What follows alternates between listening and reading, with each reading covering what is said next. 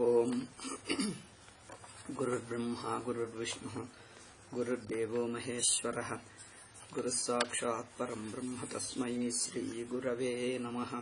श्रुतिस्मृतिपुराणानाम् आलयं करुणालयं नमामि भगवत्पादशङ्करं लोकशङ्करं शङ्करं शङ्कराचार्यं केशवं बादरायणं सूत्रभाष्यकृतौ वन्दे भगवन्तौ पुनः पुनः। नमामि गौडपादं च शङ्करं श्रीसुरेश्वरं स्वामिनं सच्चिदानन्दमिन्द्रं तं मोक्षरूपिणे ज्ञानरूपिणे Om Om Om. Okay,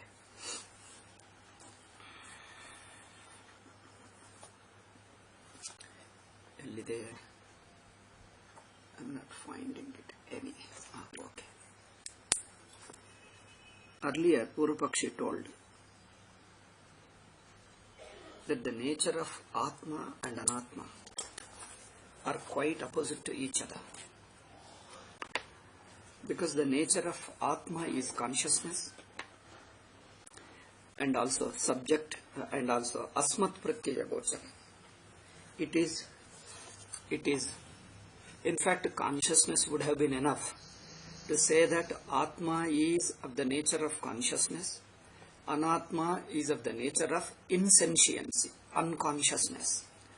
So this quality, this nature of these two things is enough to show how they are opposite to each other, quite opposite to each other in their nature.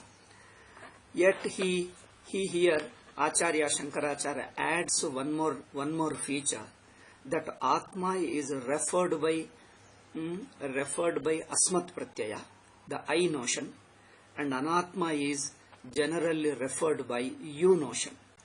So they are as opposite to each other.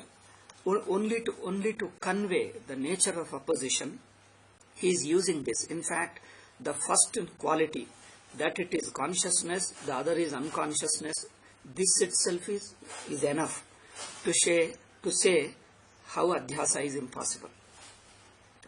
But Shankaracharya added one more, that is that Atma is referred by I notion, Anatma is referred by you notion.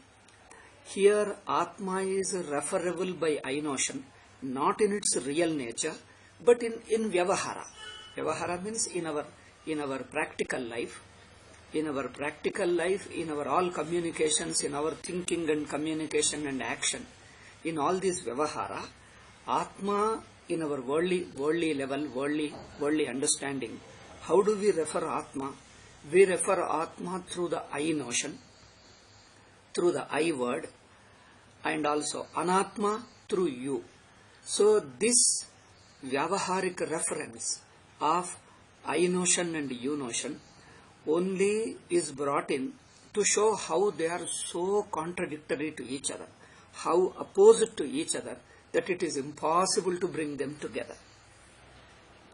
So this being the case, this being the fact that they are opposite to each other, mistaking one thing from another, one thing for other, mistaking the Atma for Anatma and Anatma for Atma, this is impossible. Not only that, even transferring exchanging their properties. The property of Atma is being a subject, to be subject or to be conscious and know others is the property, is the quality of Atma. Atma is Satyam. Atma is ever existing. Atma is ever conscious. Anatma is dependent. It doesn't have its own independent existence. Therefore, it is Anruta. Atma is Anruta because it doesn't have independent existence.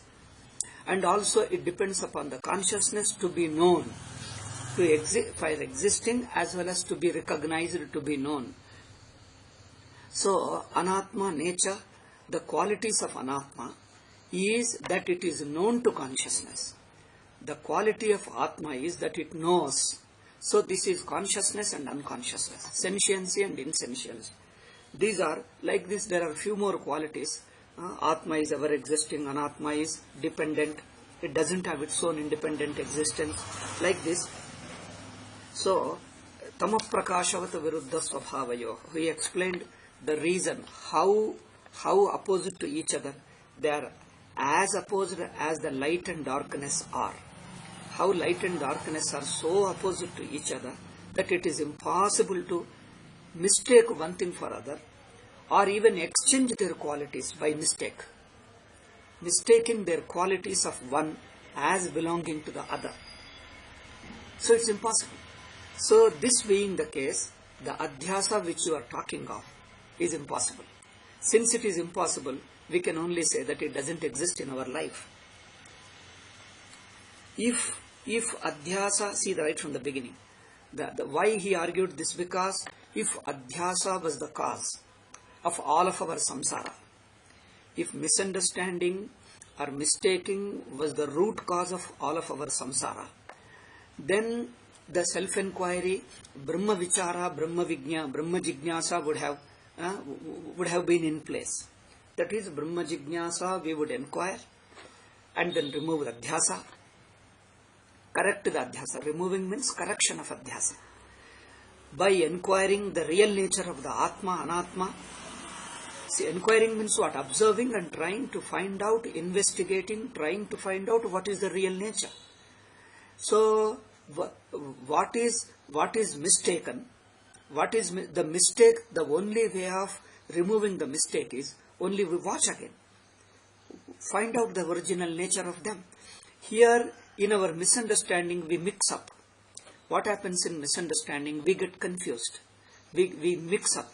That means we take one thing for other and one's qualities as belonging to the other. So this is how in any confusion, in any aviveka, in any misunderstanding, this is what happens. So if misunderstanding, confusion or mistaking one for other, that means where there is no problem and you take that the problem is there. I am not a samsari, but I take myself to be samsari. See, this is what it means. Adhyasa means I am not a samsari, but yet I take to be samsari.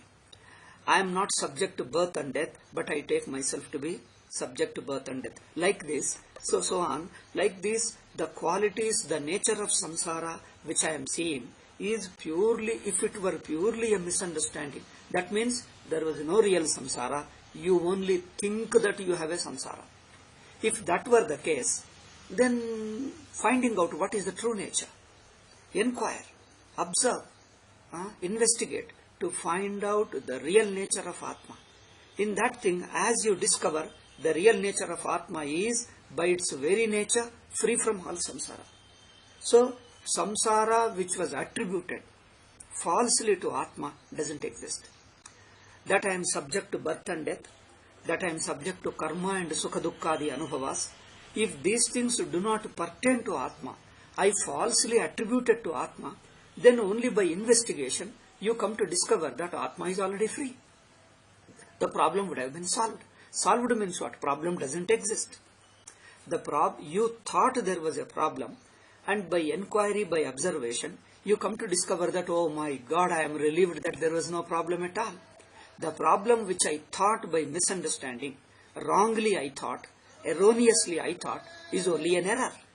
Error being an error, problem really doesn't exist. Oh, this would have, then your Brahma Jignasa, your Vedanta Jnana, that only Brahma Jignasa alone, just by knowing alone you discover the fact that you are free. Samsara is not there. Would have been okay. This Jnanam would have been okay, and Vedanta Vichara Athato Brahma Jignasa would have been right if samsara was only due to problem. But the problem is, adhyasa itself seems impossible. What you planned, what you explained, that you diagnosed adhyasa as a problem, then proposed a solution, a cure, a treatment. You proposed the cure is only Atma Jnana, and for that the treatment is only self-inquiry. You do the Atma Vichara, you get Jnanam, and the problem is solved. This is what you proposed. You proposed a solution after diagnosing.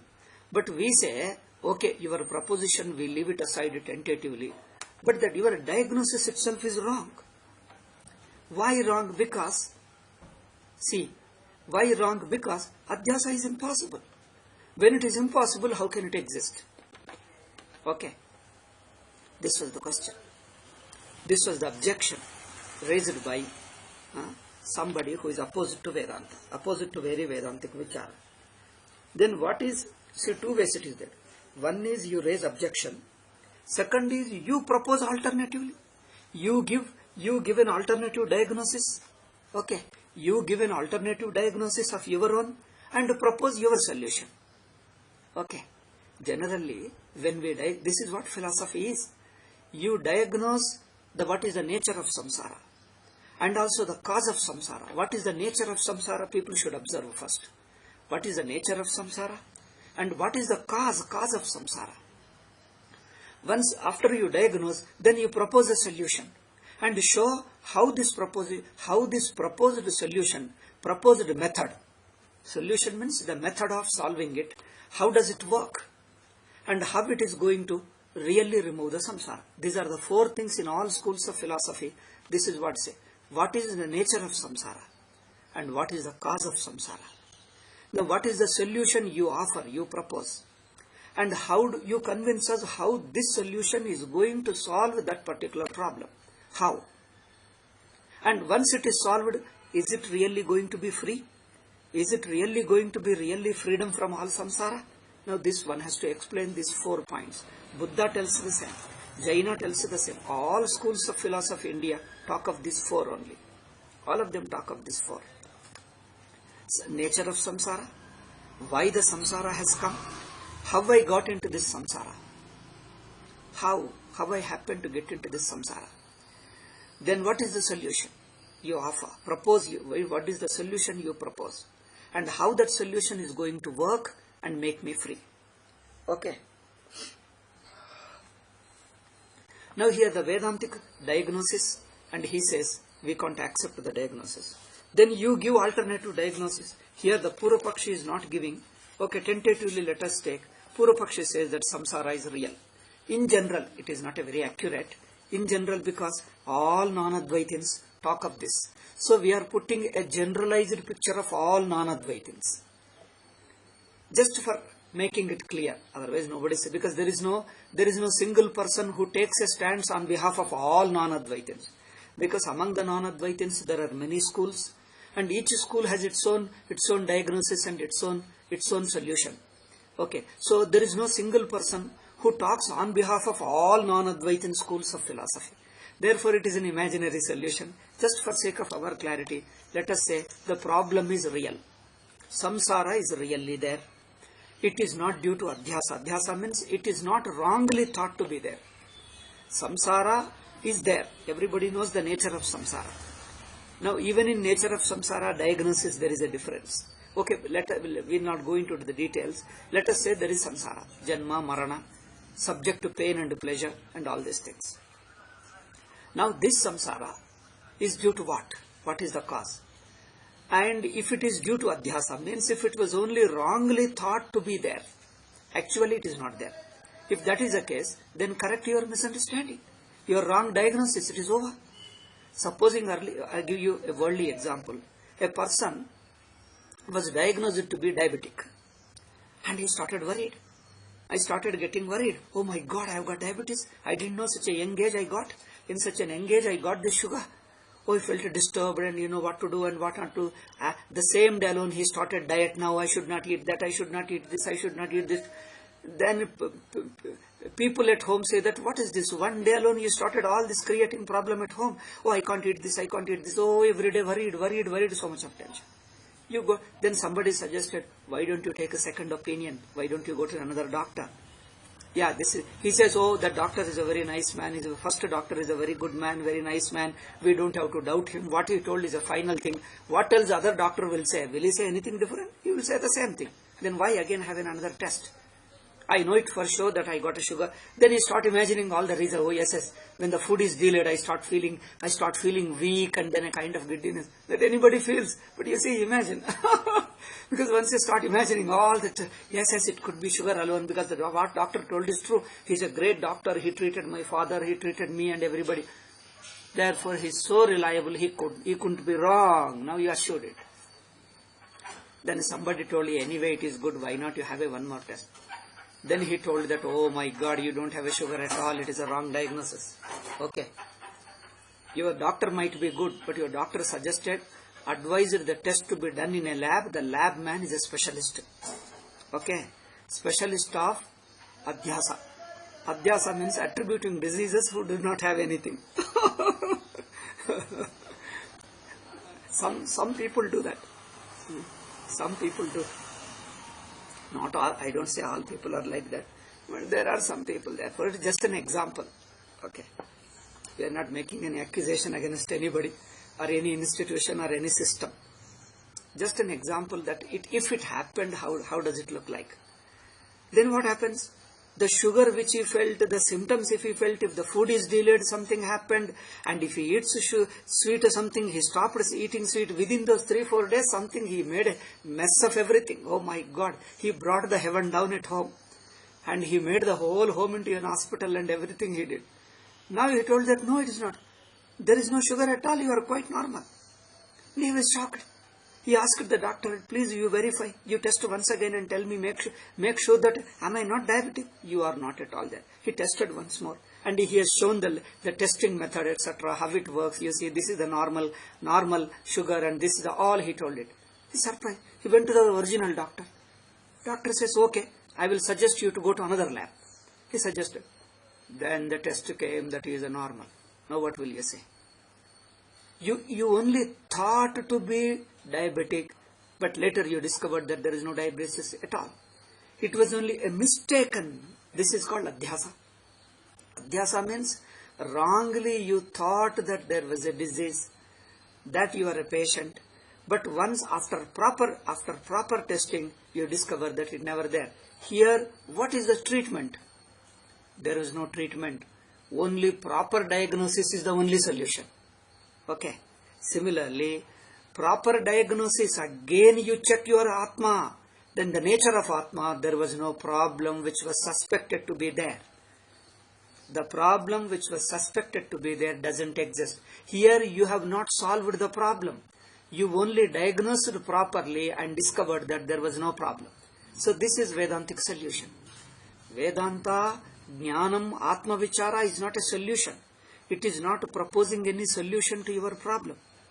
It is only advising you to recheck. Advising you, Vedanta, Athato, Brahma Jignasa, inquire into Brahman only is proposing recheck, reinvestigation whether you have really problem, whether you have a really disease. When you reinvestigated, you found that you were not diabetic at all. You are already healthy. Now discovering that I am already healthy, is it acquiring of good health, or it is only rediscover? So there is no real problem. True. The problem is an assumed problem, felt problem, attributed problem, erroneously thought to be present, wrongly thought to. This wrongly thinking, wrong thinking, misunderstanding, wrongly imagining, this is called Adhyasa. Adhyasa means this. Adhyasa is a technical term, Sanskrit word. Adhyasa literally they translate superimposition. Oh my God, superimposition means we think that putting a book on the table, you bring something else and put it on somebody else.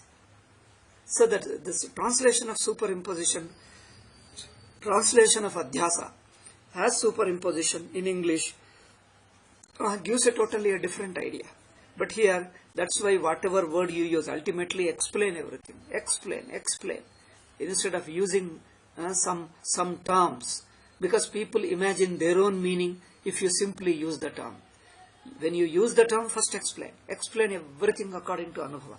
Then you use the term, people get it. Then whatever term you may use, a term may be different, but the idea should be clear.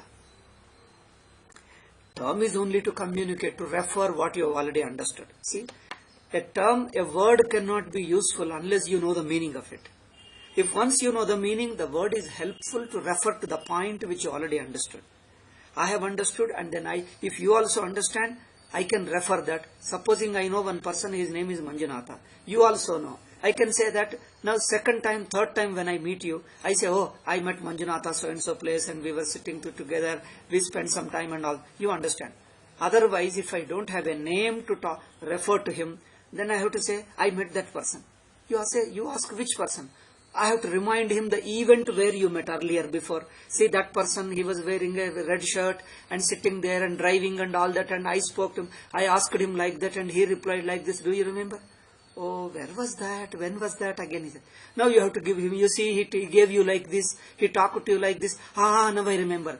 Each time I have to tell the whole story to remind you. Okay. How long we do? Each time I have to tell you the whole one chapter. One adhyaya, one event. And after some time you may forget the event and again you ask who is the person. So if you use one small name, Manjunatha, immediately you remember. Like that, terms are meant to refer something which you already know. If you don't know, I can't use the word. By using the word you won't understand anything. Therefore you explain. After explaining, then when you want to repeatedly refer, the words will help you. This is how the language works. Anyway, this is how we learn. Anyway, in Vedantic language works slightly differently in Adhyaropa Papada, because each word refers to one feature of a person, one feature of a thing in a given context. What Vedanta says is, in a given context alone, it comes to have that feature. It happens to have that feature in a given context. Then that word refers to that object in that context. Suppose the context changes, it drops the feature and assumes another feature. Then I can't use the same word, I have to use a different word to refer to the different feature of the same object. The same person. The same person in a different context comes to have a different feature, different quality, different position. Then I have to use a different word in order to refer to him. Okay. Like this, whatever the word refers to certain feature, the future that particular feature, that particular character or that particular quality may be a tentative or may be permanent. But whatever, if it is tentative, we use the word tentatively. If it is permanent, we use the word permanently. That's all. But the word refers to particular feature of an object or a person. Okay. I think this is clear. It's a simple thing. It's already known to us. It is already known. We are only just referring. So, the word refers to a particular feature of a person or an object in a particular context alone. The context changes, the person or object looks different. Then for different, you have to use a different word to refer to him. Okay, so here, adhyasa is misunderstanding. So, it is due to misunderstanding you come to feel that I am a samsari, I am a jiva. Therefore, Vedanta proposes the solution is, I don't have a ready-made solution, or I am not asking you a method to follow how to remove samsara.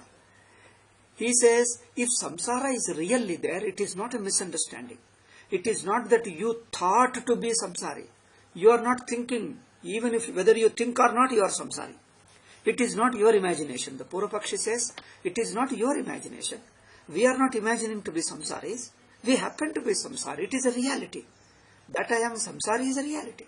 That I am a jiva is a reality. When it is a reality, by imagination, by re-diagnosing, by rechecking 100 times, see, if the person has really sugar, you check 10 times. You go all over, you check in all the labs in all over India. If there are 1000 labs, check in all 1000 labs. If you have really sugar, you will have sugar.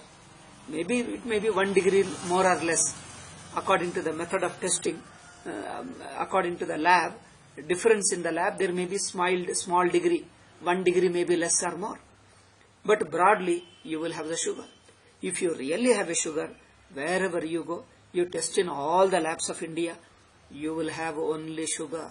You will be confirmed that you have a sugar, because you can't change it. If you only thought wrongly diagnosis, then Vedanta can correct it. Vedanta means re-questioning, re-diagnosis can change it. Re-investigation can dismiss it as it is wrong. Now, Purvapakshi says that problem is real. When there is a real sugar, re-investigation is not going to remove the sugar. The re-investigation is, you investigate 100 times, 1000 times. Therefore, Brahma Jignasa is not a solution. He rejects it. Then what is that? you know Brahman, after knowing it, you know that what is real health. You have to know what is real health. What does it mean to be free from sugar? Okay? What is that condition? When you are free from sugar, what is the state of your body and mind and all conditions? You can know it. By knowing it, you can't be free from sugar. Okay? Can you be sugar just by knowing what is the healthy condition of the body? Yes, I understood this is the healthy condition of the body. Then I become liberated from sugar. You can't be, because when you have a sugar, how can you say? Even if you know what is the healthy condition of the body, I can describe it should be like this. You should feel healthy, hungry. Even if you don't take food for 2 hours, 3 hours, it doesn't matter. Even if you take little extra food, even if you take sugar also, doesn't matter. You can digest it. You won't feel giddy, you won't fall down, you won't do something, will not happen. Now, no such thing will happen. Therefore, what happens? So, the healthy condition, by knowing the healthy condition of the body, your sugar won't go away because you have a real sugar. Then what is to be done? Only by investigating, you only come to know what is a healthy condition, but how to achieve that healthy condition? You have to really change the body. Take the medicine, do some yoga, exercises, and then take some herbal medicines, or eat some what you call papaya leaves and all. They will give you a lot of things. Eat those leaves and eat something else. And the Ayurvedic people also have got something else. And they'll tell you so many things. You have to stimulate. Then yoga and all those say you have to stimulate that islets of Langerhans. I mean this what you say? Pancreas. Near pancreas is a gland. You have to stimulate the gland that produces insulin and so on. Or take some medicine, do some exercise, diet, you follow the diet. Because when the problem is really there, how can reinvestigation solve it? You have to really follow the process. One is the physical exercise, the diet, medicine, and then many other things. Okay. Don't develop a tension. Then you have to give a lot of prescriptions, so many. So all this sadhana lifelong you follow.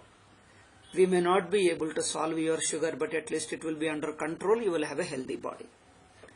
Isn't it? Similarly, they say if you are real jiva, that you are subject to birth and death, that you are subject to real karma, karma phala, pain and pleasure and birth and death, and all these things are really there.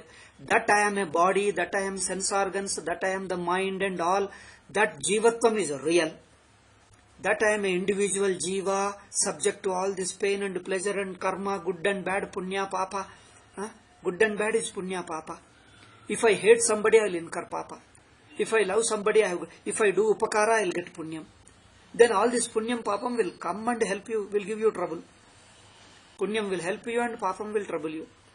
If I am subject to, if my individuality as a jiva is real, by reinvestigation, how can my jivatvam disappear? Samsara will disappear. Then what should you do? Follow real. We'll give you a total, a timetable. We'll give you one clear plan of your sadhana. First thing is daily wake up and do Sandhya Vandanam. Then you apply some tilaka. Okay. You put tilaka up and down, and then you shave your head and have this thing. Wear like this thing. And also take bath only in a well water and don't take bath in a stored water in the overhead tank. Okay. Then wear the pancha and like that. And do some Sandhya Vandana. And do Vishnu Namasmarana. And after everything is over, then hate some Advaitins are there, hate them. And condemn them. Okay. Or some such sadhana. They are different people have different sadhanas they offer. Then you follow Ekadashi. Then go to temple. Then you put your Tapta Mudranka Dharana. That means what? They have got a Shanka Chakra and certain other things. They heat them, the metals, and then put marks on your body.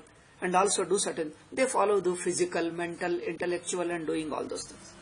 Lifelong you have to follow. At the end of it, you will get rid of your real samsara. Okay. When the samsara is real, what are you talking? What is this all Vedanta? Is useless. You are only make-believe. You are only creating that, oh, I don't have samsara, I don't have samsara. They are only creating a false people. That, oh, I don't have samsara, I am Brahman, I am Brahman, I am Brahman. You are only make-believe. While you have all the body, samsara, dukkha, everything is there. See, these people are escapists. There is Advaitins fellows. They don't face the problem. They don't have a solution actually. They only create a feeling that I don't know samsara, I am Brahman, etc. But Jivatvam samsara continues like before. This is what they say. Okay. Now it goes on endlessly. Now you know it, I don't have to tell you more. Now the answer to this question is Atha parihara bhashya bhiprayo varnyate uttapita shanka pariharaha. Those who are holding the book, those who are referring to the book, the fourth point he says uttapita shanka pariharaha, the reply, refutation of the doubt or objection raised by somebody. Parihara bhashya bhiprayo varnyate. The second sentence in the bhashya says, what does it say? Let us go to the bhashya. Tathapi. He says, Tathapi.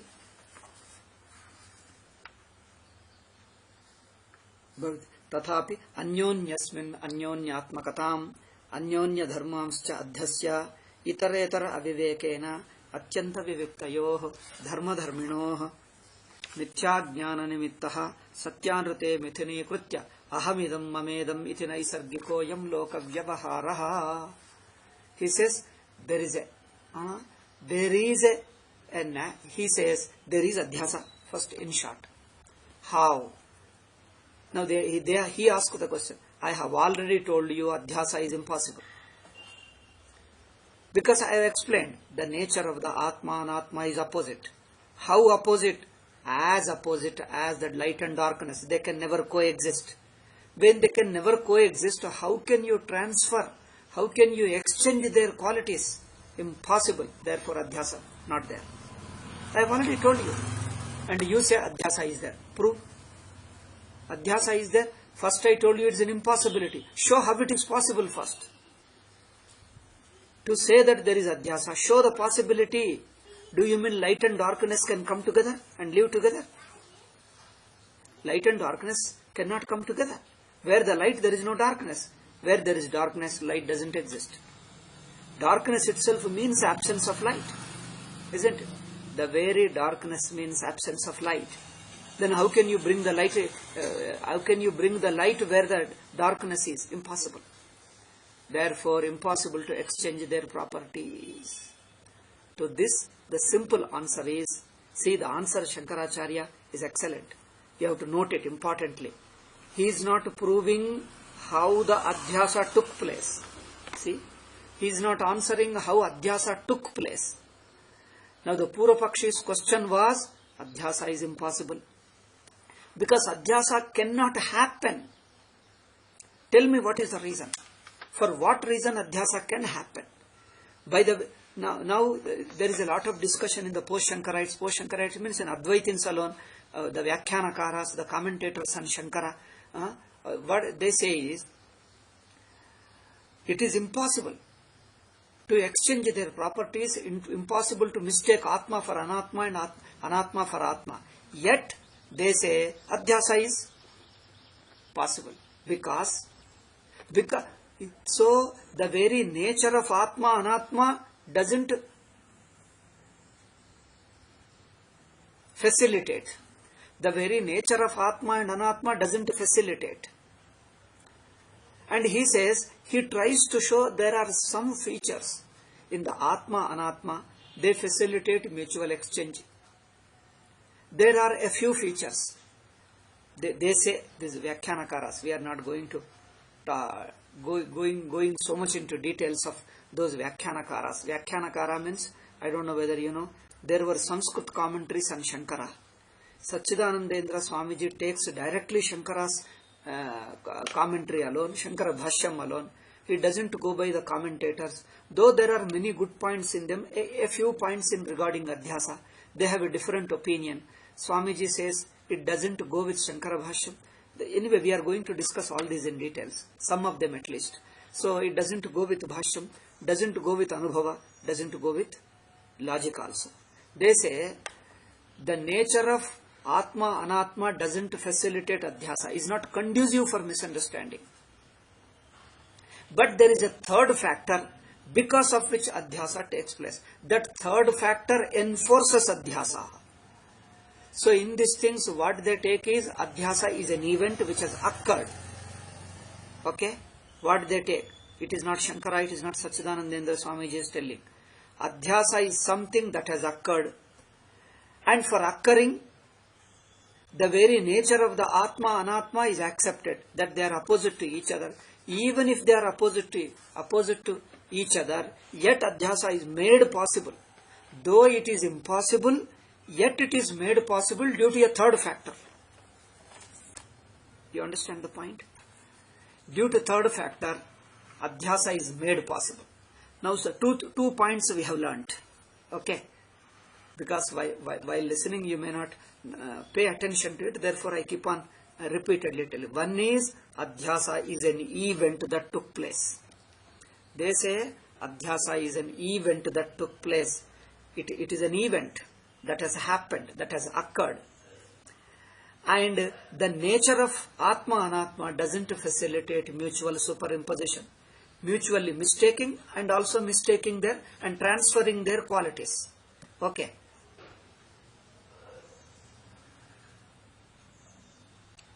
So, therefore, they say it is due to a third factor adhyasa takes place. First thing is adhyasa takes place, and it takes place due to a third factor. So that adhyasa, the conduciveness for adhyasa is not there within the nature of Atma and Anatma.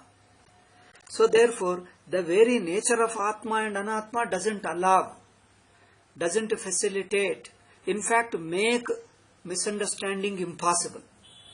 Therefore, what is impossible was made possible by a third factor.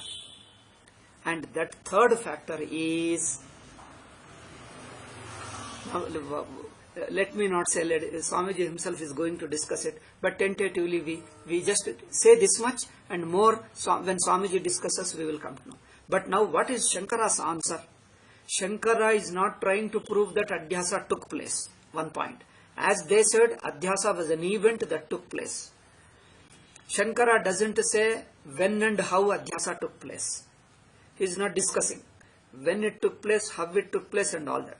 Second thing, he is not telling what is the factor which makes adhyasa possible.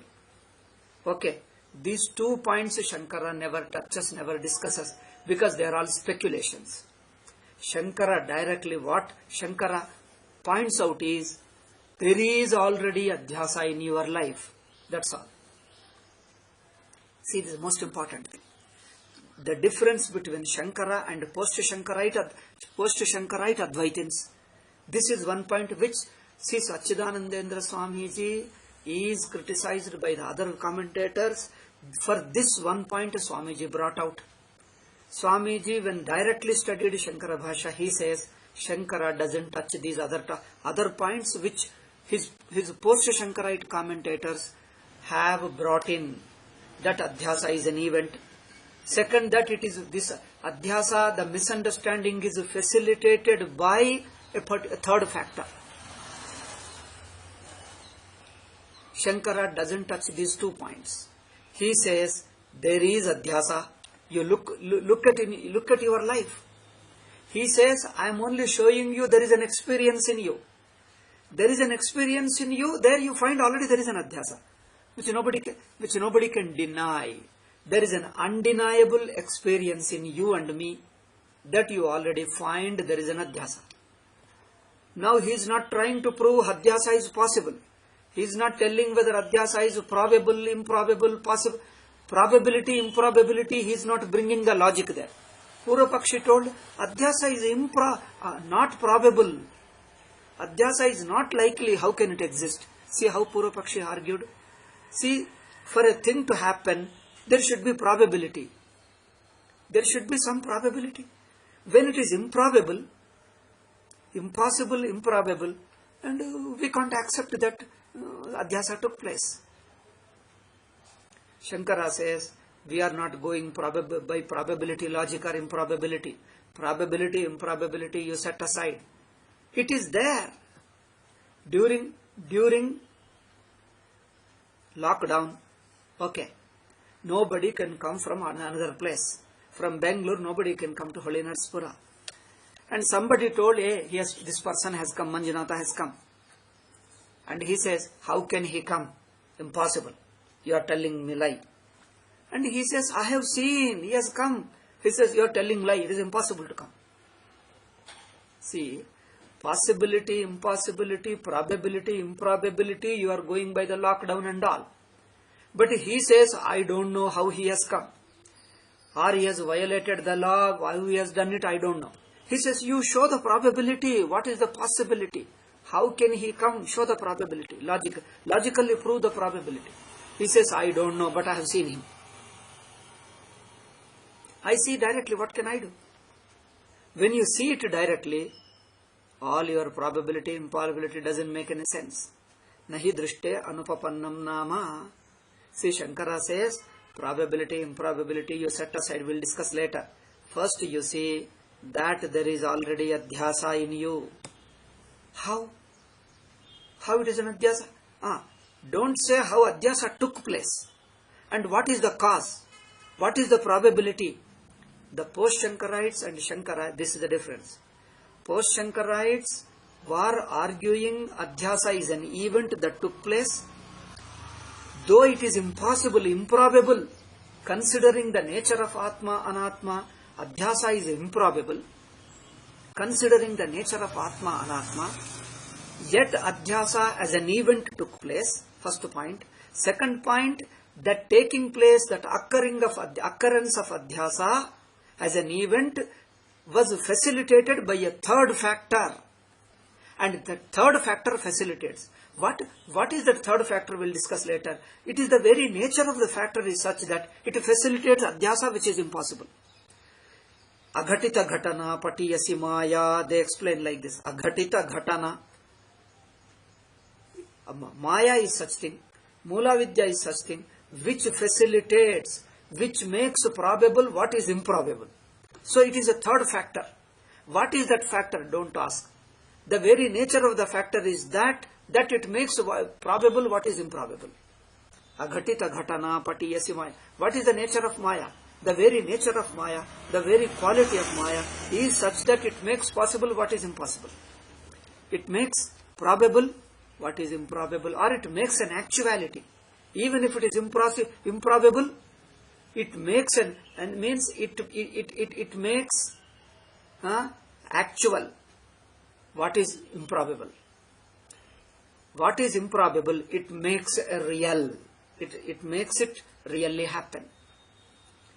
What is improbable, it makes really happen. This is called, okay, that we will discuss later. So what Shankaracharya is not discussing that adhyasa can happen. Adhyasa is probable. He is not showing the probability.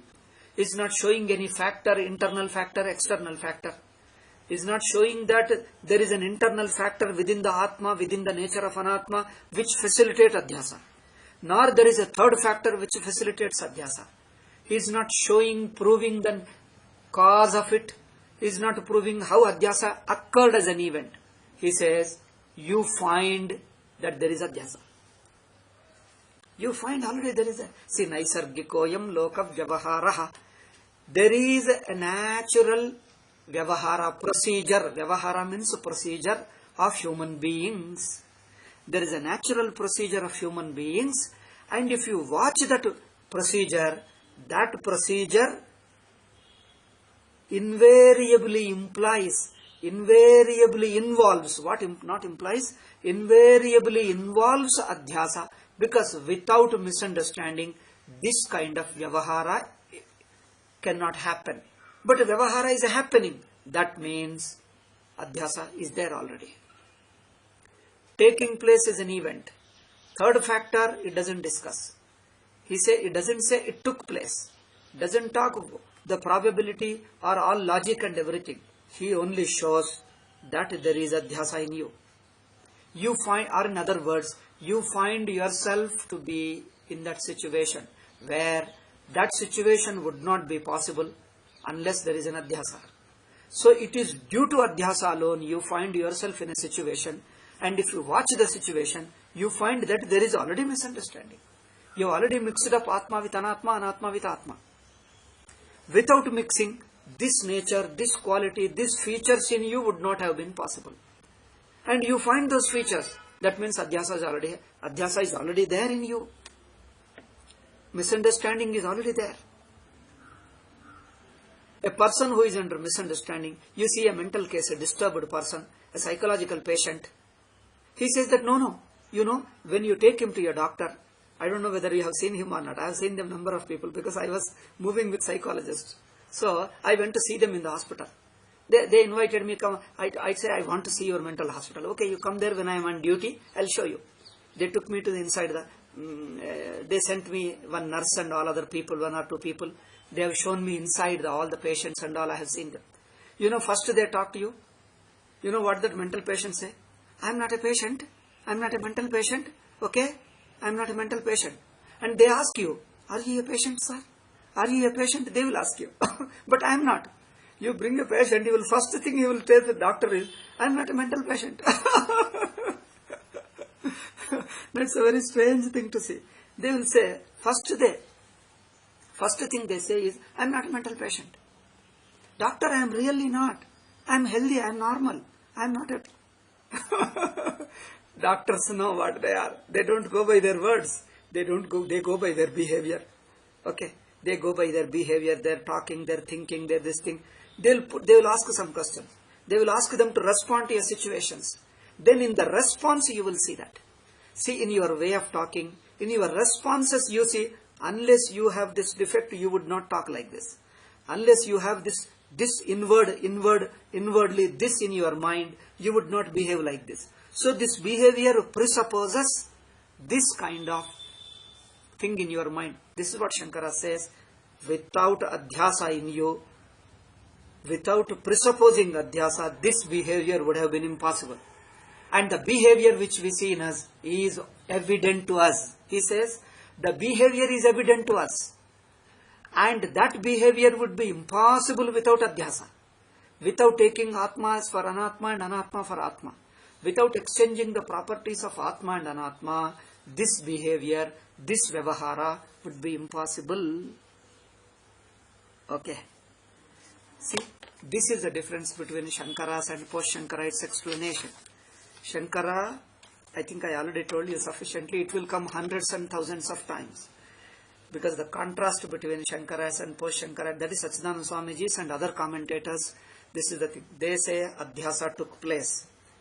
In spite of the nature of Atma and Anatma. See, in spite of the opposite nature of Atma and Anatma, in spite of opposite nature of Atma and Anatma, adhyasa took place as an event, and that occurrence of adhyasa was facilitated by the third factor. Where is that third factor? Now they try to explain third. Now you know how they say third factor. Third factor must be there. Now they try to imagine there must be a third factor. Logically it is most probable. And if it were not probable, adhyasa would not take place. And they keep on building up a hypothesis of a third factor. Only by logic they try to build up that hypothesis of a third factor. And Shankaracharya is innocent of that third factor, that hypothesis. It doesn't show any logic. It doesn't build up any logic to prove the presence of that third factor, due to which adhyasa becomes possible. Or adhyasa as an event took place. Then what Shankara says? Adhyasa is already there. How? Because there is a procedure in you which necessarily presupposes adhyasa. Okay, this is the basic point. Let us go into it. So, syad etadevam yadi loka vyavaharo nadhyasiko drishyeta. See, if it is true, what you say is true, that now I am explaining the sentence. What you say is true, if loka vyavahara was not found to be adhyasika. Loka vyavahara, the procedure of people, is found to presuppose adhyasa. Found to presuppose this misunderstanding. Because presupposing misunderstanding, there will be inevitable behavior. And this behavior necessarily presupposes an adhyasa. Because without misunderstanding, this behavior would not have happened. But we find the behavior. If we find behavior, then adhyasa is inevitable. It is there already. Not inevitable, it is there already. Because it is only due to the adhyasa, it is only due to this misunderstanding, this procedure is found. Therefore, nadhyasiko drishyeta, drishyate tu sarvatra ahamidam. Now first let us say, naisargikoyam loka vyavaharaha. Shankaracharya says, there is a vyavahara. That vyavahara is natural. It has not occurred. Neither you made adhyasa, nor the nature made adhyasa for you. Nor it has happened at some time in your life. See, adhyasa is not an occurrence. Adhyasa is not something made by somebody, either you or nature or God or somebody. Nobody made adhyasa. I have to say all this because there are different explanations. If I go, it will be a too technical point, I won't go. But I just say the basic idea. Adhyasa is not an occurrence or it is something made by somebody. Naisargikoyam loka vyavaharaha. One word, one samasa, two words Shankara says, this vyavahara is naisargikaha. Naisargikaha is natural, instinctive. Instinctive means you find it is there. Anytime you look at it, you find it is there already. Anytime you look at it, okay. Now what is vyavahara? For vyavahara, to understand vyavahara, generally people say vyavahara means procedure. Procedure is the nearest term. Convention, procedure, practical life, pragmatic life. These are the four translations I found in English books. Some people say convention. Some people say procedure. Some people say practical life, pragmatic life. I think none of these words exactly convey what is vyavahara. So I tell you, let us use the Sanskrit word directly, vyavahara, which conveys better. I only explain. I explain and then use the word. Vyavahara means three things. Pratyaya, Vyapadesha, Cheshtacha. These three things constitute vyavahara. Okay. Time is up anyway. I'll take 2 minutes. We already started late, but in 2 minutes I'll finish. Vyavahara means one is pratyaya, a thought about something. Let us take a worldly thing. Now vyavahara. When I look at it, I understand that this is a pen. Okay. Understanding or a thought you have is one thing. A thought about something. Then my oral reference. Orally, I refer it to others as a pen. I think it is a pen. That means I understand it as a pen. Then I refer to it as a pen. When I talk to others, I call it as a pen, pen. So I refer to it as a pen. What I think, the same thing I refer it to others. And also I deal with it, I use it as a pen. Okay. I think of it, I call it pen, and I use it as a pen. So three things: thinking, calling, and using.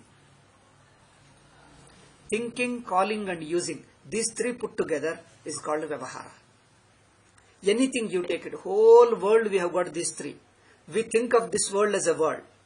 And we call it world. Book also you take it. We think of it as a book.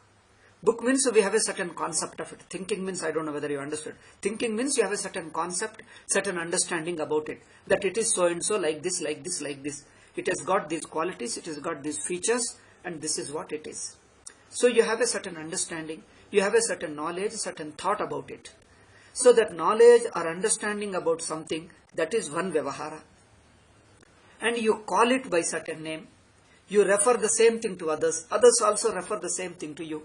It is a mutual communication through words. Third is you use it according to quality. You think of it as a fire. Call it fire and use it as a fire. You think of it as water. That means you perceive as a water. Thinking means perceiving also. You perceive it as a water. You perceive, in short, understanding. You perceive it as water. Call it water and use it as water. Yeah? You perceive it as a sun. Call it as sun. Sun means the sun on the sky, in the sky. And also use it. Use it means you take the sunlight and then use it. Similarly, any object on the earth, you think of it, that is, you understand. You have a conception about it. You perceive it in a particular way. You use a word to refer to it as it is that. And also you use it. You deal with it. If it is fire, keep away. If you perceive it as a tiger, you call it tiger and you keep yourself away from it. You don't go near. This is also vyavahara. You use it in two ways. One is you go near and use it, another is you avoid it. Avoiding is also Vyavahara. Vyavahara means acting. Thinking, speaking and acting, in other words. Vyavahara means thinking, speaking, acting. Understanding, describing and dealing with it as such. Understanding it as such and such, and calling it as such and such, and using it, dealing with as such and such. These three put together is called Vyavahara. In English you can say procedure. Procedure is a nearest word. So this is Vyavahara. He says there is a Naisargika Vyavahara. There is a natural instinctive Vyavahara. Nobody developed, nobody picked up. You already find yourself with it, in it, within it. You are already part of that Vyavahara. What is that Vyavahara? First I told you a thought, an understanding about something. Now there is a Vyavahara about yourself. Vyavahara means a thinking and understanding. You have an understanding about yourself. You have a thought about yourself. What do you think? I am so and so. I am somebody. Everybody has. You talk to everybody. I am somebody. I am somebody. What is that? He will explain to you. I am so and so person. I am like this. I am like that. Everybody has a self-opinion. Don't we have a self-opinion, self-understanding that I am somebody, I am so and so. Only in deep sleep you have no opinion. You have no thought about you. But once you are in waking state, you find that I am so and so person. You also refer to others. I am such and such a person. You name. When I ask you, who are you? Does anybody say? What is that question you ask me again? Who are you? Who are you? What does it mean? What does it mean? See, I am asking you. Now you tell me. You explain your question. First you put me question, who are you? And I say, who are you? What is that? What does it mean? You are asking you who? No, I have not understood. He says, I am asking you, what do you understand yourself? What do you understand of yourself? What is an understanding of you? What do you think of you? What is an understanding of you? You just tell me that. Oh, understanding? Thinking of me? I don't think of myself at all. Does anybody say like that? I have no thinking of myself at all. I have no thought about myself. Does anybody say? Nobody says. Everybody says, oh, you are asking about me. I am so and so. I myself have a thought about myself. I myself have an understanding of myself. The same thing I refer it to others. Okay. And also I behave as a such. I think of myself as somebody. I refer to you. I describe myself to you. I refer myself to you. And also I behave as a so and so person. I behave as a such and such a person. I think of myself as a such and such a person. Okay. We have to go little slowly. You know my nature. I go very, very slowly, point by point. I explain from different angle and repeat it and then summarize it and go. This is my nature. I think it should not be a problem for you. Adhyasa is the most difficult topic. You talk to people. People don't want to listen. Boy, it's the most difficult topic. But I tell you, it becomes very simple. If you just have a patience with my repetition, that is the only thing. If you have a patience with my repetition, you understand it very easily. Anyway, this needs to be continued. So I touched up to certain point, and then the next point I will touch it tomorrow. So Bhashyakara and Swamiji also explains it beautifully. So first we told there is a procedure. Procedure means an understanding of myself. What I take to be myself, what I understand to be myself. Then the same thing I refer to others. And also the same way I behave. What I take to be myself, what I talk to others, the same way I behave. This is a Vyavahara. And he is going to say, this Vyavahara involves Adhyasa, presupposes Adhyasa. How and all, we'll discuss tomorrow. Okay? Om Shanti Shanti Shanti. Harihi Om Shri Gurubhyo Namaha. Harihi Om Tatsat. Oh, today also I got delayed. I think I have to change my certain. Taking my medicine timings I have to change. That is giving me trouble. So tomorrow I think I'll start 8:30. So when I change everything, there will not be a problem. Tomorrow we'll start 8:30. Today it was late. I think 8 minutes around it was late. Okay. Om Shanti.